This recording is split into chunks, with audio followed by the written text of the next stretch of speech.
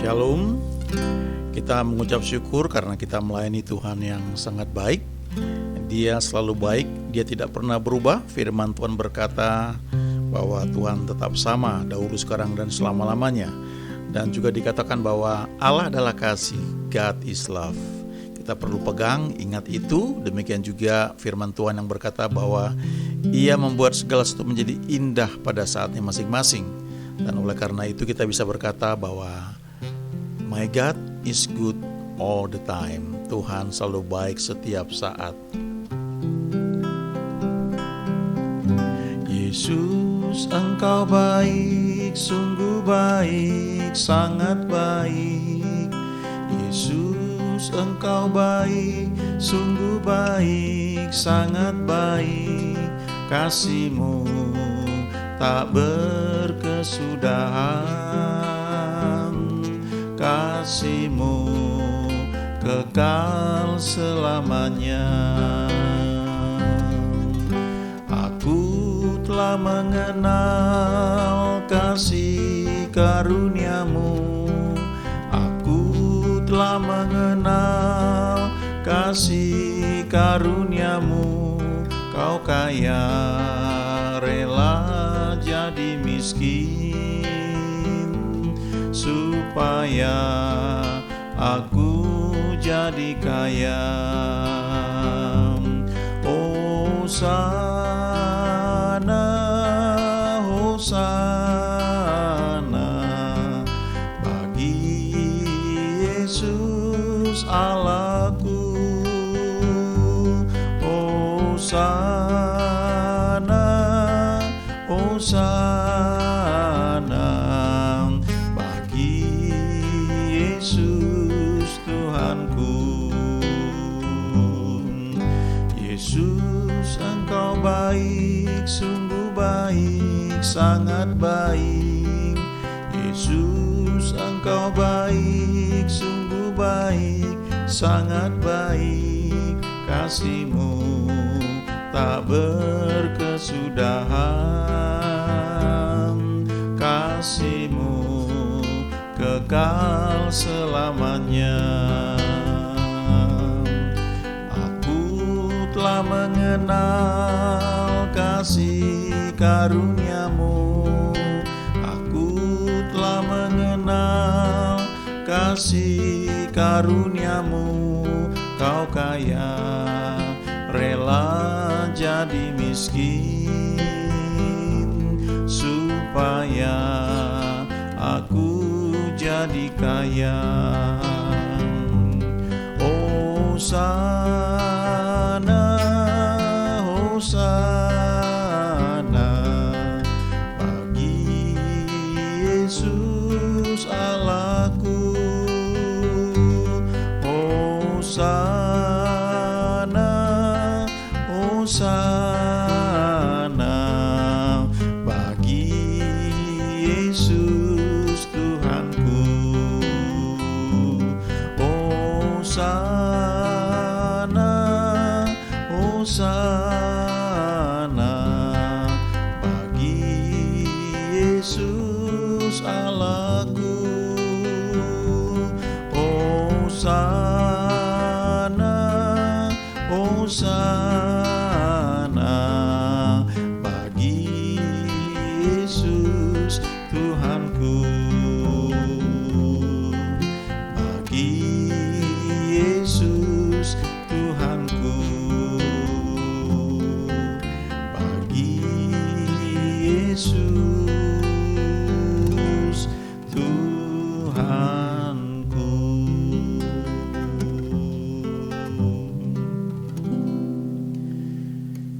Ini lagu yang sangat alkitabiah, ya, biblical.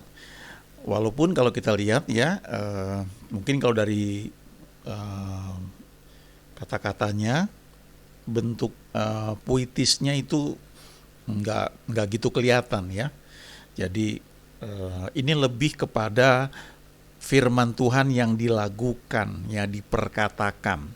Tapi justru bagus karena suatu lagu rohani sekalipun melodinya bagus, kata-katanya nampaknya bagus ya, disusun begitu puitis, tapi kalau dasar firman Tuhannya salah atau tidak tepat, maka itu nggak bagus ya. Karena begini ya, iman itu kan timbul dari pendengaran akan firman. Ya, tentu yang dimaksud firman rema ya, firman yang spesifik. Tapi firman rema itu kan ada karena kita juga pernah membaca, pernah mendengar satu firman logos yang tiba-tiba itu menjadi hidup. Jadi kalau kita memperkatakan firman yang betul, yang tepat, itu akan menolong membuat kita punya pondasi yang kokoh untuk suatu pengharapan. Ketika kita mau berdoa, ada dasar firman tempat kita berpijak.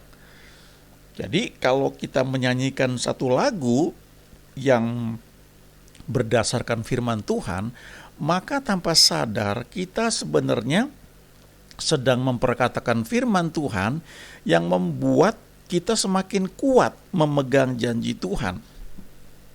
Ya, Yesus engkau baik, sungguh baik, sangat baik, betul ya. Alkitab berkata demikian. Allah adalah kasih, God is love ya. Lalu kasihmu tak berkesudahan, kasihmu kekal selamanya, itu juga betul. Lalu yang menarik ini ya, aku telah mengenal kasih karuniamu. Kau kaya, rela jadi miskin supaya aku jadi kaya. Itu ada ayatnya di 2 Korintus 8 ayat 9. Dan memang dari ayat ini kalau dibuat lagu ya, segi puitisnya itu nggak gitu kelihatan. Tapi ini firman Tuhan yang kalau kita perkatakan terus, ini membentuk dasar iman yang kuat untuk kita. Bahwa Tuhan itu baik, bahwa kasih karunia itu membuat kita bisa menjadi kaya, bukan karena susah payah. Ada ayatnya di kitab Amsal ya, berkat Tuhanlah yang menjadikan kaya, susah payah tidak akan menambahinya ya. Nah di 2 Korintus pasal yang ke-8 ayat 9 ini mengatakan salah satu yang Yesus juga buat ya, ketika dia menyelesaikan pelayanannya di muka bumi ya. Dalam beberapa hal mungkin ada orang yang bisa berpandangan beda beberapa ayat ya, tapi yang perlu kita ingat ketika kita menyanyikan satu lagu, kita tahu dasar firmannya itu apa dan kita pegang itu.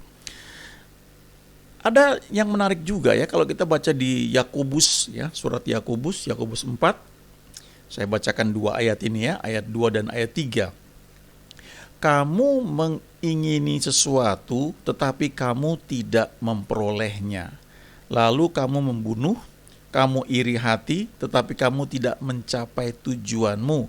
Lalu kamu bertengkar dan kamu berkelahi. Kamu tidak memperoleh apa-apa karena kamu tidak berdoa. Ya. Jadi bisa jadi ya, kita nggak memperoleh apa-apa karena kita nggak pernah minta, kita nggak pernah doakan. Di Injil Yohanes, Yesus juga berkata kepada murid-muridnya, sampai sekarang kamu belum meminta sesuatu pun dalam namaku. Ya. Dia bilang itu, mintalah maka kamu akan menerima supaya penuhlah sukacitamu.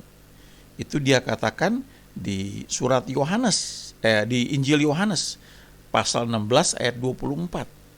Jadi perlu buat kita itu untuk minta ya, untuk berdoa. Tentu ada hal yang perlu kita lakukan.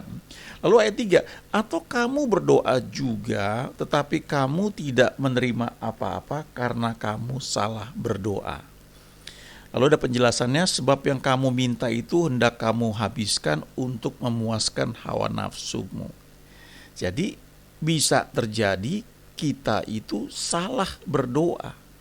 Kenapa bisa salah berdoa? Karena kalau menurut ayat ini dikatakan karena yang kita minta itu mau kita habiskan untuk memuaskan hawa nafsu. Tapi kita juga bisa salah berdoa karena kita salah dalam arti tidak punya dasar ya dari firman Tuhan yang bisa kita pegang ya. Itu sebabnya kita perlu senantiasa baca firman Tuhan ya, merenungkannya setiap hari ya. Kadang-kadang mungkin bisa aja 1-2 kali kita terlewat karena kesibukan ya banyak hal lah ya. Tapi toh kan nggak tiap hari kita bisa sediakan waktu lagi untuk membaca firman Tuhan dan merenungkannya. Dan di zaman sekarang ini kita bisa buka YouTube, kita bisa banyak sekali ya, kita bisa melihat bahan-bahan yang kita bisa pakai untuk belajar. Walaupun tentu kita tetap harus berdoa, karena setiap informasi yang ada tidak berarti selalu benar ya. Tapi saya percaya ya bahwa kita yang sudah terima Tuhan Yesus, ada Roh Kudus dalam hati kita. Roh Kudus itu akan menuntun kita ya, untuk membawa kita mengerti firman-Nya, dan dengan sendirinya nanti kita akan bisa memilah-milah, oh yang ini kayaknya kurang tepat ya. Oh, yang ini yang lebih tepat ya. Roh Kudus akan menuntun kita ke dalam seluruh kebenaran. Tapi kita perlu perhatikan ya dua ayat ini, bahwa bisa terjadi kita tidak memperoleh apa-apa karena kita tidak berdoa, atau kita berdoa juga tapi kita salah berdoa. Bagaimana bisa salah berdoa? Ya, salah pengertian ya. Sehingga salah satunya bisa menyebabkan kita itu meminta untuk memuaskan hawa nafsu. Itu juga salah ya. Tapi artinya pengertian kita tentang firman Tuhan, tentang jalan-jalannya itu perlu terus bertambah lewat pertumbuhan rohani kita. Coba kita renungkan ya, waktu kita masih kecil, kita semuanya dibantu sama orang tua kita ya. Dari makan, minum, mandi, ganti pakaian ya, semuanya. Lalu kita mulai belajar bisa berjalan, kita mulai bisa memakan sendiri ya, bisa minum sendiri, nggak perlu dari botol lagi, dari gelas, makan nggak perlu disuapin lagi. Lalu kita bisa berlari-lari, kita bisa ganti pakaian sendiri, lalu kita bisa mandi sendiri. Kemudian kita mulai bisa memilih makanan minuman yang kita inginkan. Kita bahkan nggak perlu minta sama orang tua kita bisa buka kulkas, lihat minuman apa yang mau kita ambil. Kita mulai diajar makan pada jam-jam tertentu, pagi, siang, malam. Lalu selanjutnya semakin kita bertumbuh dewasa, orang tua kita nggak perlu tanya lagi, kita bisa lakukan bagian kita sendiri. Dan kemudian waktu kita masuk sekolah, coba diingat-ingat ya, kita mulai belajar dengan menggunakan pensil, ballpoint ya, kertas. Saya nggak tahu nih zaman ke depan harusnya tetap ada ya, menggunakan tulisan. Karena sekarang ini orang lebih suka pakai gadget semua sudah untuk mengetik pun, bahkan komputer juga lebih dominan kita pakai gadget kita, HP kita ya, dengan layar sentuh itu lebih terampil. Tapi artinya begini, kita perlu belajar menulis, perlu belajar membaca. Lalu setelah belajar membaca, kita belajar menyusun kata-kata. Kemudian kita belajar mengutarakan maksud kita dalam kalimat-kalimat yang tepat. Dan kita berlatih juga, ada pelajaran bagaimana menyampaikan suatu cerita ya, pelajaran bahasa Indonesia mungkin kalau yang masih ingat itu. Lalu ada pelajaran bagaimana mungkin berpidato atau menyampaikan suatu kata sambutan. Kita harus memilih kata-kata yang tepat. Bagaimana kalau di pelayanan di gereja ya, bagaimana kita menyampaikan firman Tuhan. Kita harus melihat misalnya ini yang hadir siapa, bagaimana cara menyampaikannya dan sebagainya. Artinya kita belajar terus. Lalu ketika kita makin dewasa, kita makin mengerti sebagai warga negara Indonesia, kita tahu aturan-aturan yang mana boleh, yang mana enggak. Nah, sekarang dengan dunia medsos kita bisa menyampaikan pemikiran kita ya, lewat Facebook, lewat Twitter atau Instagram, di gambar-gambar ya, foto-foto ya yang kita kirim. Tapi paling sering mungkin kalau nggak Facebook ya Twitter ya. Tapi kita perlu tahu bahwa yang kita sampaikan itu dibaca publik. Dan kalau kita nggak hati-hati, kita masukkan sesuatu yang bisa menjadi jerat buat kita. Karena ada undang-undang yang berlaku di Indonesia ini. Ya nggak boleh misalnya, ada hal-hal yang perlu kita pelajari. Jangan sampai kita tanpa sadar tuh mungkin sudah apa istilahnya tuh ya, ya pada intinya kita kita memfitnah orang ya, dan bisa dituntut ya. Oleh sebab itu kita perlu tahu ya, jangan sembarangan masukkan pemikiran kita yang bisa menyinggung orang lain, misalnya seperti itu ya. Atau kita ngomong di WhatsApp grup dalam lingkungan internal. Kadang-kadang kita mungkin lupa bahwa bisa aja apa yang kita masukkan dalam grup itu kesebar ke orang lain, lalu bisa jadi masalah. Nah, itu hal-hal yang perlu kita pelajari. Ya, dalam dunia rohani juga begitu.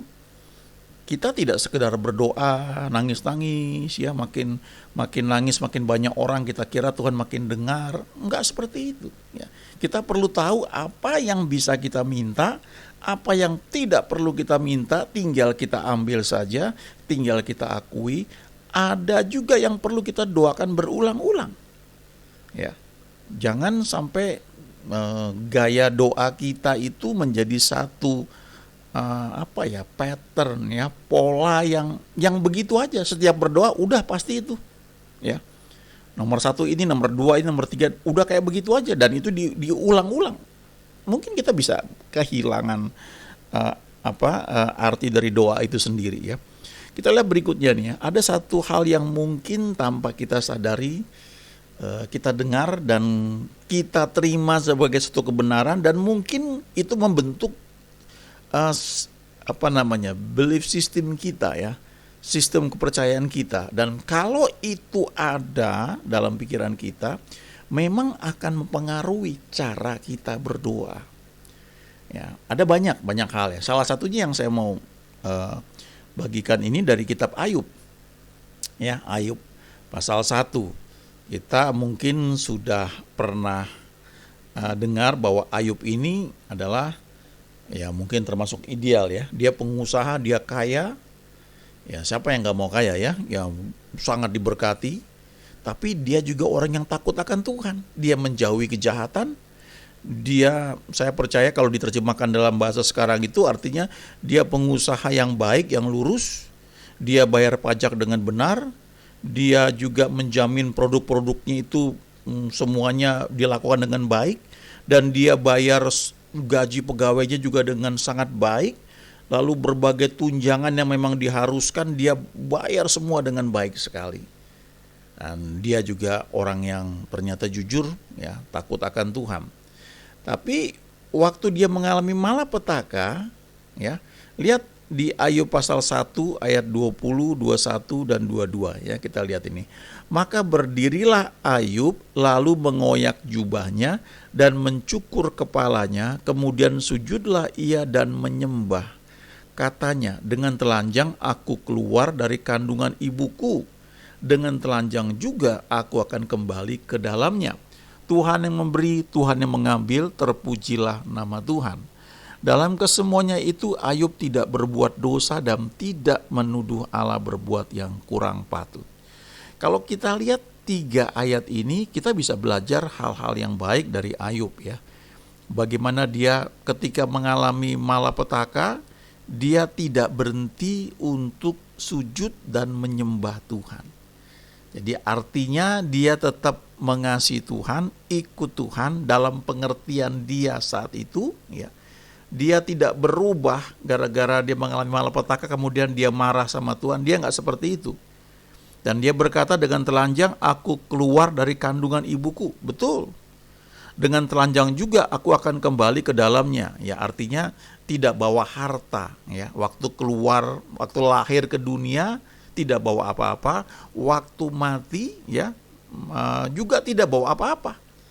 Ya, walaupun hartanya banyak, itu satu hal yang betul. Tapi lihat kalimat berikutnya, Tuhan yang memberi, Tuhan yang mengambil, terpujilah nama Tuhan. Apakah begitu? Nah, kita mungkin tanpa sadar sering mengutip ayat ini. Tuhan yang memberi, Tuhan yang mengambil, terpujilah nama Tuhan. Apakah betul Tuhan yang kita sembah seperti itu?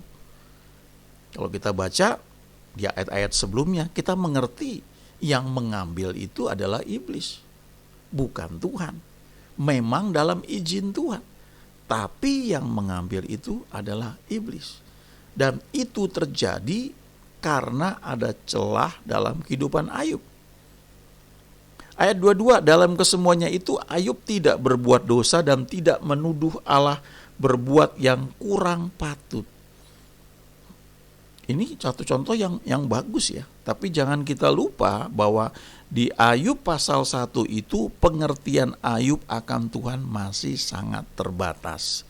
Pada masa itu belum ada seperti Alkitab yang kita pegang sekarang.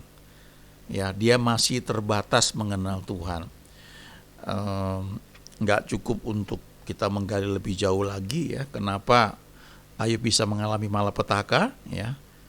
Tapi salah satu hal yang bisa kita lihat itu di Ayub 3 ayat 25. Karena Ayub itu hidup dalam ketakutan. Nah, perhatikan baik-baik ya. Kita mungkin bisa beribadah, kita rajin untuk ke gereja, bahkan kita melayani, tapi pertanyaannya, apakah kita hidup dalam ketakutan?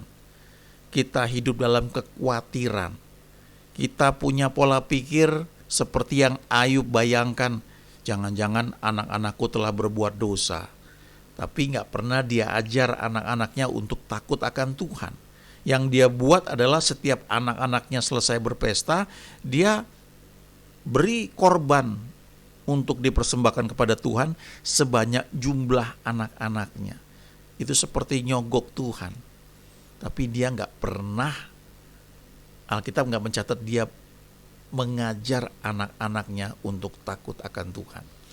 Yang dia buat cuma dia menguduskan anak-anaknya, lalu dia berikan korban persembahan kepada Tuhan menurut jumlah anak-anaknya ya. Saya ingat waktu masih kecil ya, kalau ke gereja dulu,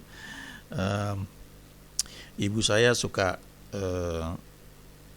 di dalam gereja itu ketika waktunya persembahan, ketika kantong kolekte mau diedarkan, maka ibu saya akan kasih saya uang supaya saya masukkan itu ke dalam kantong kolekte ya. Itu hal yang baik sekali karena dari kecil diajar untuk memberi persembahan. Tapi ketika saya mulai bertumbuh, mulai remaja, maka saya mulai sungkan gitu.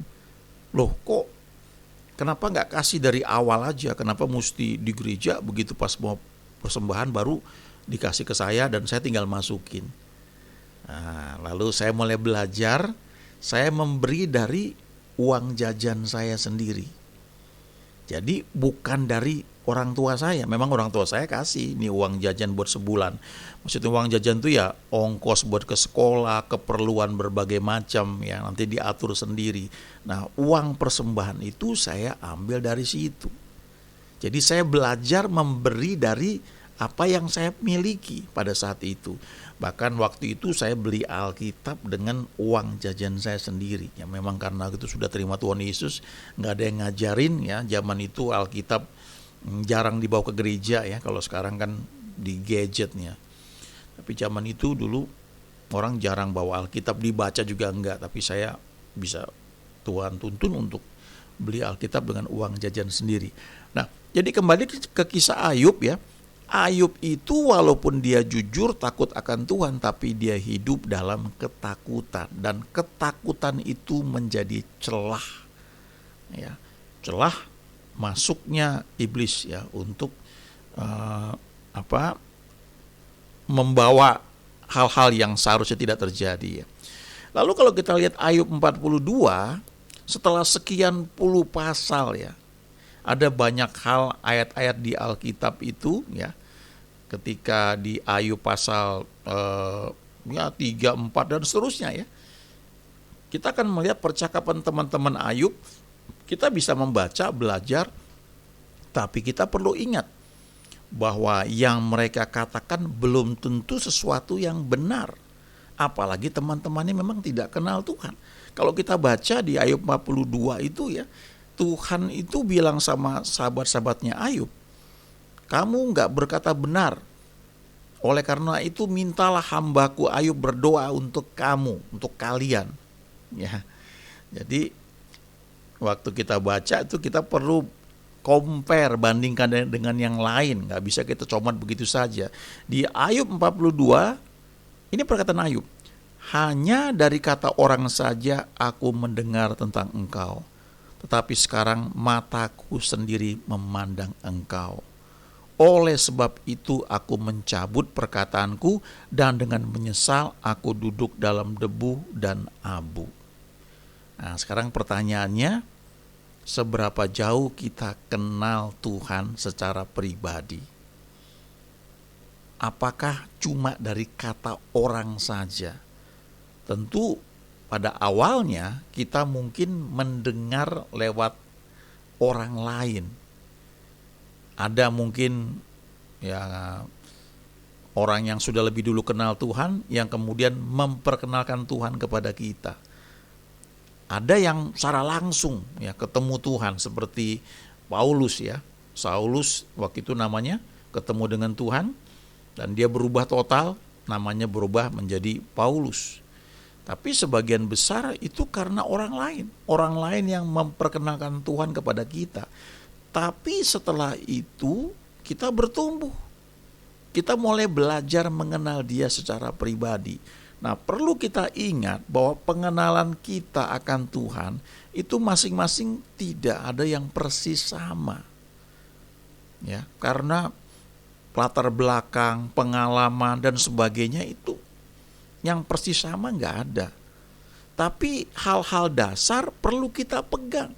Misalnya, Yesus adalah satu-satunya jalan, kebenaran dan hidup. Itu Yohanes 14 ayat 6. Tidak ada seorang pun yang datang kepada Bapa kalau tidak lewat Yesus. Itu kita perlu pegang. Tapi ada beberapa kebenaran yang lain yang mungkin kita kadang-kadang bisa berbeda pendapat, tapi itu nggak terlalu masalah. Tapi perlu kita ingat, pengertian kita itu menjadi dasar untuk iman kita bisa bertumbuh. Sebagai contoh, sama-sama percaya Tuhan Yesus, sama-sama ke gereja, sama-sama mengasihi Tuhan, tapi sebagian orang percaya bahwa Tuhan Yesus, Tuhan masih menyembuhkan sampai sekarang dan masih ada mujizat yang tetap berlangsung. Bahkan ada surat Petrus yang mengatakan, oleh bilur-bilur Yesus kita sudah sembuh. Tapi sebagian orang berkata, oh enggak, kesembuhan itu tidak selalu kita bisa klaim. Mungkin Tuhan mau bawa kita tidak sembuh. Nah, itu ada beberapa pengertian yang beda. Walaupun kalau kita baca di Alkitab, kita melihat bahwa Tuhan menyembuhkan semua orang yang datang kepada Dia. Walaupun faktanya ada orang-orang yang mungkin karena nggak datang kepada Dia, nah itu tidak mengalami kesembuhan. Tapi firman Tuhannya ada. Lalu seperti lagu yang kita nyanyikan tadi, Yesus engkau baik, engkau sungguh baik, amat baik. Aku telah mengenal kasih karuniamu, kau kaya, rela jadi miskin supaya aku menjadi kaya oleh karena kemiskinanmu itu. Itu ayatnya ada. Tapi sebagian orang tidak, mungkin saya lebih baik bilang belum percaya bahwa ayat itu bicara juga tentang berkat jasmani. Sebagian orang percaya bahwa itu kaya secara rohani, Sebagian percaya bahwa itu secara jasmani juga, secara materi juga. Nah, perbedaan dari pengertian ini membuat kita dalam berdoa juga bisa beda. Dan akibatnya yang kita peroleh juga berbeda. Itu sebabnya sekali lagi kita perlu terus belajar setiap hari. Itu pertumbuhan. Dan kita nggak perlu terlalu ribut dengan orang lain yang mungkin beda pandangan. Apalagi dalam satu gereja, satu pelayanan, kita cari hal-hal yang sama untuk bisa kita bekerja sama. Toh sama-sama dombanya Yesus. Tapi pengertiannya mungkin dalam beberapa hal beda, ya nggak apa-apa. Nggak usah terlalu diributkan. Mungkin udah ada hal-hal khusus, nanti kita cari dengan orang-orang yang sepakat. Sebagai contoh begini, misalnya ada yang sakit kita pengen doakan supaya orang itu sembuh. Nah, carilah orang-orang yang sudah kenal Tuhan, yang percaya bahwa Tuhan mau menyembuhkan. Sebab kalau kita minta doakan sama orang yang tidak percaya kesembuhan itu dari Tuhan, itu tidak membantu untuk iman kita ini bisa meraih kesembuhan yang Tuhan sediakan. Sebaliknya, kita akan dibawa, ya sudah, yang penting kita mengasihi Tuhan, kan umur di tangan Tuhan, kemudian segala macam kita diomongkan sampai akhirnya iman kita yang tadinya mau tumbuh, meraih janji Tuhan tentang kesembuhan itu tiba-tiba jadi rontok ya, karena kita mendapat input yang tidak sesuai dengan yang kita harapkan ya. Jadi sekali lagi, bisa terjadi ketika kita berdoa itu salah berdoa. Ya, kenapa? Karena pengertian kita akan firman Tuhan itu yang mungkin terbatas. Kita nggak perlu khawatir karena ada Roh Kudus yang menuntun kita ke dalam seluruh kebenaran. Yang penting kita merendahkan diri dan berkata begini, Tuhan, aku nggak ngerti, tapi aku mau percaya firman-Mu, ajari aku. Ya, ampuni kalau aku mungkin tanpa sadar mungkin nggak mau terima pendapat orang lain, tapi ajari aku, bicara di hati aku supaya aku bisa mengerti kehendak-Mu. Dan kalau kita senantiasa punya hati seperti itu, percayalah kita akan melihat bahwa memang God is good all the time. Tuhan selalu baik setiap saat. Ya, setidaknya ingat baik-baik 2 ayat bahwa God is love, Allah adalah kasih. Itu ada di surat Yohanes, dan kemudian Ia membuat segala sesuatu menjadi indah pada saatnya masing-masing. Pengkhotbah 3 ayat 11a. Dari 2 ayat ini saja kita bisa berkata bahwa God is good all the time. Amin.